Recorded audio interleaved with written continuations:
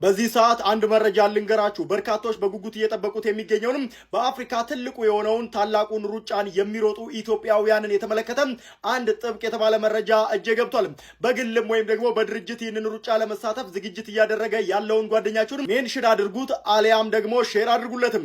በዚህም ታዲያ የፊታችን ህዳር 14 አዲስ አበባ ላይ በሚካሄደው ትልቁ የጎዳና ላይ ሩጫ ኖላዊ አስጎብኝና የጉዞ ወኪል በሚወዱት እንክብካቤና ምቾት በኖላዊ ወደር የለሽ ታላቁ ሩጫ ጥቅል ሊያስደስቶት ዝግጅቱን መጨረሱን ይፋ አድርጓል። ታዲያ በዚህም ሩጫውን እንደጨረሱ ዘና የሚሉበትና ሻወር ከወሰዱ በኋላ ኃይል ሰጪ ፍራፍሬዎቹን በመመገብ ኃይሎትን አድሰው ከሩጫ በኋላ ያለውን ጤናማ የሰውነት እንቅስቃሴ እንዳይዘነጉ የባለሙያ ልምዶችንና ምክሮችን በአካል ብቃት አሰልጣኝ እየወሰዱ ሀገራዊ ጣዕምና እርካታን ወደሚፈጥር ምሳ ፕሮግራም የምንወስዶት ሲሆን ጥሩ ጊዜ ከቤተሰቦና ከወዳጆ ጋር እንዲያሳልፉ ለማድረግም የእርሶን መመዝገብ እየጠበቀን እንገኛለን ሲል ገልጿል።